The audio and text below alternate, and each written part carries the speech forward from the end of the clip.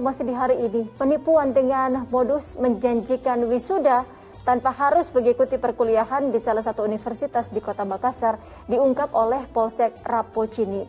Satu pelaku dari komplotan penipuan telah diamankan.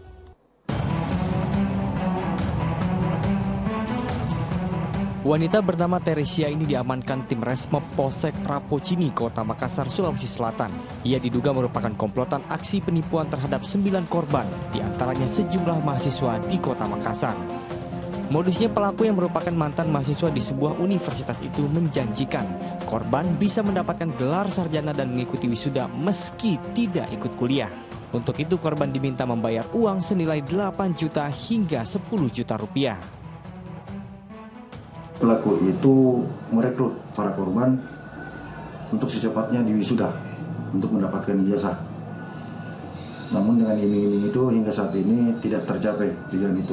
Di antara para korban itu ada yang mahasiswa dari universitas lain, ada juga yang bukan mahasiswa. Kini polisi masih mengejar terduga pelaku lain yang disinyalir merupakan oknum dosen di kampus yang dijanjikan pada para korban. Andi Muhammad Sardi melaporkan dari Makassar, Sulawesi Selatan. Astaghfirullahaladzim, tentunya kita kecam aksi yang dilakukan oleh pelaku penipuan ini, namun kita juga menyayangkan masih ada saja warga yang mau mengambil jalan pintas di wisuda tapi tidak mau kuliah. Nah, Ustadz Arifin, bagaimana Ustadz melihat kasus penipuan modus wisuda tanpa kuliah ini? Apalagi salah satu pelakunya diduga merupakan oknum dosen. Ya, secara umum jelas ini ada penipuannya, jelas penipuan ini tampak sekali dari berita yang kita tangkap tadi itu tampak sekali ini ada penipuan. Nah, saya ingin menggarisbawahinya begini. Pertama, dalam agama kita, dalam Islam, yang diperintahkan itu belajar, gitu. Belajar bisa lewat sekolah, bisa lewat kampus, bisa lewat masjid, bisa macam-macam. Yang penting belajar. Nah, bukan mengejar gelar kesarjanaannya. Tidak pernah ada dalam Islam itu kita diperintahkan untuk mengejar kesarjanaan. Apalagi kesarjanaan ini kan baru. Zaman Nabi Muhammad dulu tidak pernah ada istilah kesarjanaan itu. Tapi soal belajar itu wajib. Nah, karena itu jangan sampai kita melakukan hal-hal yang tidak diperintahkan atau bahkan yang terlarang, tapi justru malah meninggalkan yang wajib tadi itu. Wajib belajarnya malah kita tidak lakukan, tapi mengejar kesarjanaan, gelar sarjana dengan membayar uang tanpa belajar itu malah kita lakukan. Nah, itu tentu saja tidak bisa dibenarkan, gitu ya. Nah, yang kedua poin saya, kalau seseorang mau diwisuda lalu mendapat gelar sarjana tanpa proses kuliah, tanpa belajar, lalu apa arti kesarjanaan itu? Kan dengan membawa gelar sarjana, orang akan memandang kita sebagai orang yang memiliki ilmu di bidang tertentu. Tapi nyatanya tidak. Nah, itu artinya kita sudah menipu orang lain, gitu, menipu masyarakat, menipu tempat kita bekerja. Ketika kita bekerja menggunakan ijazah yang kita peroleh dari proses yang semacam ini. Kita sudah menipu banyak orang, gitu. Sama saja ini pemalsuan juga. Ujung-ujungnya ini masuk ke dalam ranah pemalsuan. Jadi saya kira jangan pernah kita mencari lebih menitik beratkan gelar kesarjanaannya, tapi ilmunya tidak. Nah, betapa banyak kita temukan ulama-ulama kita terdahulu, orang-orang soleh terdahulu itu yang tidak punya gelar kesarjanaan, tapi ilmunya luar biasa dan bermanfaat untuk orang lain. Tidak usah jauh-jauh, salah satu yang ada di Indonesia itu untuk sekedar menyebut ya, Buya Hamka tidak punya gelar kesarjanaan formal. Beliau mendapat gelar profesornya itu honoris causa.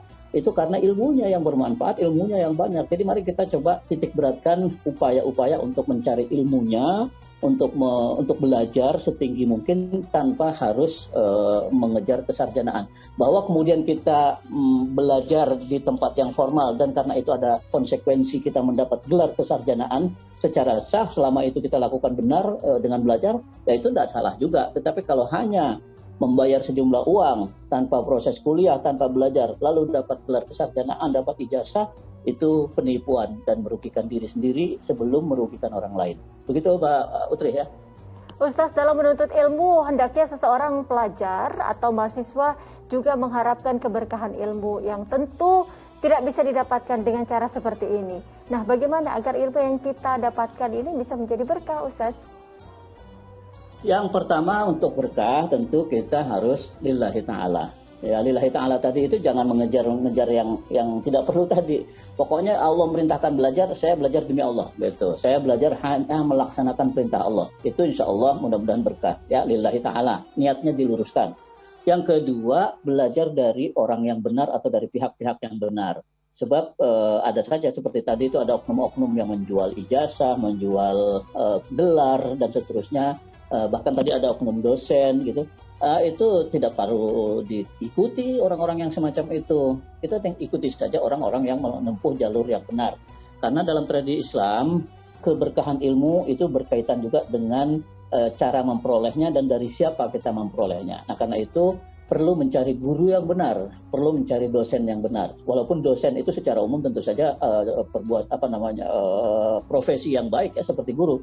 Tapi itu tadi ada juga oknum-oknum dosen yang memanfaatkan kesempatan yang akibatnya merugikan orang lain. Yang ketiga, untuk supaya ilmu kita berkah dan bermanfaat, itu amalkan ilmu itu. Nah, cara mengamalkannya adalah mengajarkan orang lain, kemudian menggunakan ilmu itu untuk kebaikan bersama. Jadi jangan umpamanya kita ahli nuklir, pernah belajar nuklir, lalu nuklir itu ilmu itu kita gunakan untuk membuat bom yang kemudian kita manfaatkan untuk menghancurkan bangsa lain. Nah, tentu itu keliru. Tapi kalau kita gunakan untuk pengembangan teknologi lainnya, yang manfaatnya bisa dirasakan orang banyak, itu justru baik dan akan mendapatkan keberkahan. Semakin banyak orang yang bisa memanfaatkan ilmu kita, semakin besar peluang kita mendapat keberkahan.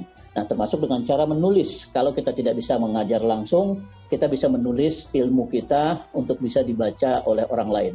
Sehingga kalau kita sudah mati, buku kita masih dibaca orang, dicetak ulang dan seterusnya itu, kita masih akan terus mendapat pahala yang mengalir ke kita. Walaupun kitanya sudah mati, karena buku kita masih dicetak ulang dan dibaca oleh orang lain. Itu saya kira, Mbak Utrih ya.